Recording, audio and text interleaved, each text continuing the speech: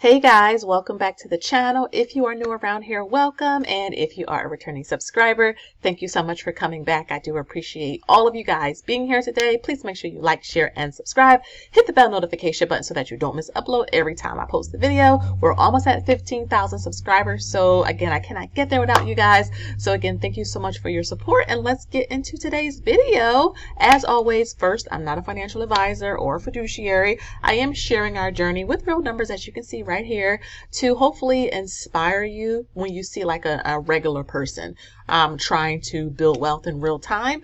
And hopefully, you can be inspired to go ahead and sit down and create your own goals and, get started on those. Okay.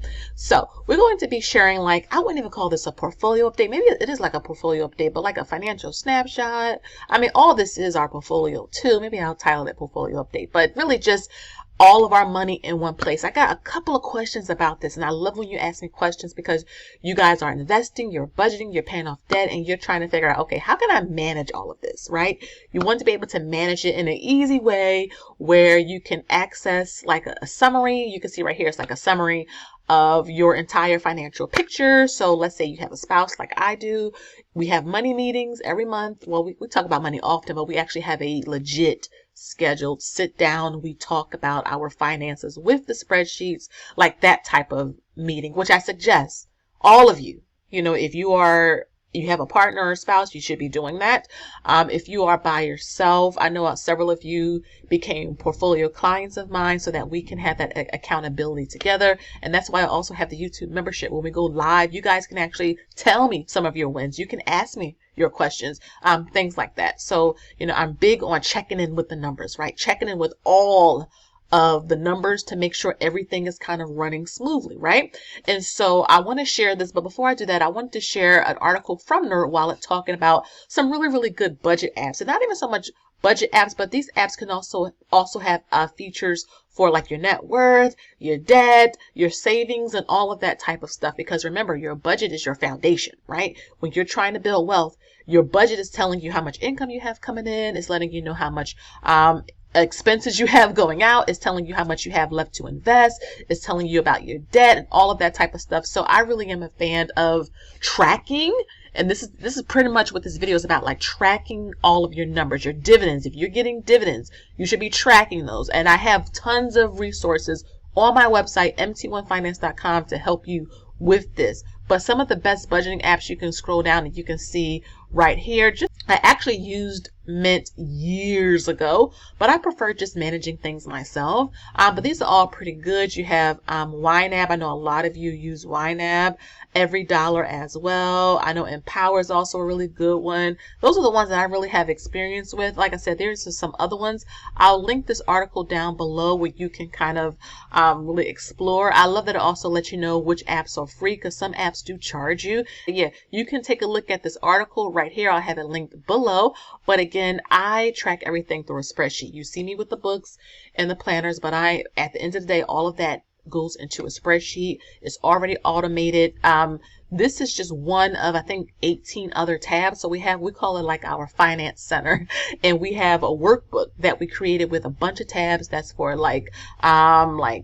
there's one for dividends, like all of the dividends here. There's a tab for net worth. There's a tab like this financial snapshot right here, investment portfolio. I mean, there's a tab for everything. And it's vital because we have a lot going on with our money. You guys see on the channel, we have rental properties, we have investments, we have cash, we have all of that. And it's important to manage it. Like when we say manage your finances, manage your wealth, this is what they're talking about, like having a place where you're managing everything. So I just want to go over this with you guys. I'm just moving my head. I'm just moving in the middle. So all of this is our cash. Now I have all of the specifics blocked out, but you can see the totals at the bottom, and that's what you guys really care about. Anyway, so again, all of the cash box here is because we need to know where all of our cash is. A lot of times we don't know where all of our money is. We may forget. Maybe no one told us, but it's important to know where all of your money is. And so you can see our cash is spread out. We have an emergency fund. We have I-bonds, CDs. And again, this is as of today. What is it? October 9th, right? So when we get paid again, this number will go up unless, we need to, withdraw, which is fine. This is what the money is here for. But having cash that's easily accessible, that's pretty much liquid, is so important. And you see, like I have the location, like where is it? So yeah, we have an emergency fund, but where is it? And this is again important for my husband, because if he looks at this, he knows he's on the same page I am when it comes to, okay, we have investments. Where is the investment at? Okay, things like that. Coming down to stocks and funds, you can see I have them ranked by investments because that's what we're focused on for early retirement. And then the retirement based accounts for like later in our future. Okay. But again, you can see again, the location. If it's an investment account, where is it? Okay. It's at Robinhood. Or okay. It's at Fundrise. Okay. It's at, M1 Finance or something like that. And then the retirement based accounts. Okay. Where's the 401k at? Oh, it's at Fidelity.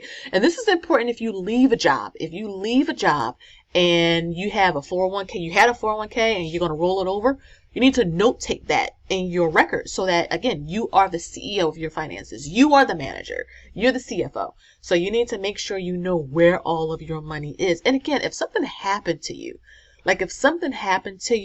and let's say you have a spouse or you have a close family member or a friend, they can at least have a starting point, okay? And it'll move them in the right direction, okay?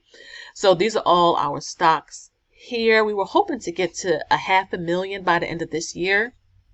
I don't know if that's going to happen. Even with our own contributions, the market is like pushing back against us. So, there's only so much we can do. And again, I'm not stressing out about it because this is for long term. Okay. But we're going to just keep going and just, keep going. Next is our assets. These are other assets. Okay. So these don't really fit into the whole cash or stocks bucket. Okay, so we have some company stock. My husband has quite a bit, and actually the value has gone up. So, but we keep it at the same price as always. Then we have like some gold and silver metals. So again, where is that? It's in a safe. Okay. Crypto and NFTs. We have 2 rental properties, as well. That's a physical asset. And then our main home, which is also a physical asset. I know some people don't like counting their real estate. I do. I count real estate always, because if I can sell it and make a profit, especially in this market, then I'm going to count it. And to me, real estate is probably the best asset you can have. To me, it outweighs investing or cash. To me, real estate, because if you get physical real estate, it will outlive you or outlast you. There are still buildings standing from the Rockefellers, and they have been, the original Rockefeller has been dead and gone for a long time, and those original buildings are still standing and they're still in their family. So that is what we're trying to build on like a little smaller scale. And then again, this is a financial snapshot. This is bringing all of our spreadsheets together, tracking all of our dividends, all of that good stuff. So you can see down here, like our net worth as of September is 1,337,000. We were at 1.4, but between the end of August, all of September, and the beginning of October, it fell some, okay? And that's over the span of like a month and a half or almost 2 months, right? You can see we total saved and invested year to date is about $78,600, just rounding, and progress towards our FIRE number is about 43%. This goal income is what we're trying to get all of our investments to, so that we can live on those when we get to, early retirement. But again, this is a financial snapshot. This is bringing all of our spreadsheets into one place where my husband can easily see it. And he really, really likes this because it gives him, he can look at it, spend about 15 minutes looking at it, and get an idea of where our finances are.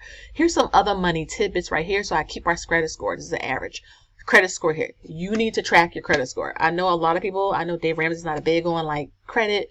You need to have, you need to be looking at your credit. Good credit, excellent credit will get you, especially with the high interest rates. Like having a great credit score will help ease the pain of the high interest rates. So we track ours here. Average with both of us is about 817, which, sometimes I wonder like, what's going on? I mean, we don't really do anything insane, but we're going to just continue to just try to keep it above 800, and just, keep it moving. But yeah, it's at 817 as of today. And then you can see like our total taxable income year to date, which is almost at $5,800 on average every month. That's about $477. We do have like several months remaining, and those 0 months are contributing in this number, but still we'll take it. And then like I have our children's savings and investments blocked out. And of course I have my account stuff blocked out because, I share a lot, but I'm not sharing everything. And then like our income statistics, I have this blocked out, but you should also be tracking this as well. You need to know how much you made gross. And if you have other income sources, what is the gross from that? And I really just track these 6 right here. So our salaries, the bonuses, any raises we've received, rental income, and then income from my business. Track it all here. Have it all here so that we can know, like, okay, we can be on the same page. This is so important as a couple. If you're by yourself, if you're a single Pringle, you should know this. If you have multiple streams of income, there should be, again, a central location where you can access all of this. And then our liabilities, because we have liabilities. We have a regular credit card that we use. I also have another Amex, but I don't include Amex because that's paid off every month. The Wells Fargo, my children's school lunch go to this, so I don't want to forget to pay this off. And then the Discover is the rental property credit card, and I don't want to forget that. So I'll always keep those listed here for this purpose. And then like the balances on our mortgages, but the total debt we have is $566,225. Have a little graph here, and then look at this. You can see our investment portfolio change from the previous month. We're down $18,000. But when you look at the spreadsheet, you realize, okay, though $18,000 is a lot of money, you're only down about 3%. So it's not as bad as you think, which is why, again, it's so important to track everything, because when you watch a lot of things, when you hear a lot of things, and it's just like panic, you realize if you just continue to dollar cost average, if you continue with your good money habits, you're not doing as bad as you think. When you think about it, we are at a $1.3 million net worth, $18,000 being down from the previous month isn't so bad when it could be a lot worse. This is why I'm always talking about dollar cost averaging and diversification and being consistent, blocking out the noise, because it works. It really, really does work. So that is the video for today. That's the video for today. I hope that you guys enjoyed it. Let me know down below. Do you have a way or a method of tracking all of your finances? Is it a spreadsheet? Is it an app? Do you just wing it? Do you put it in a planner or a notebook? Let me know down below. I would love to, chat with you more in the comments. Again, make sure you like, share, and subscribe. And until next time, I'll see you guys in the next one. Bye-bye.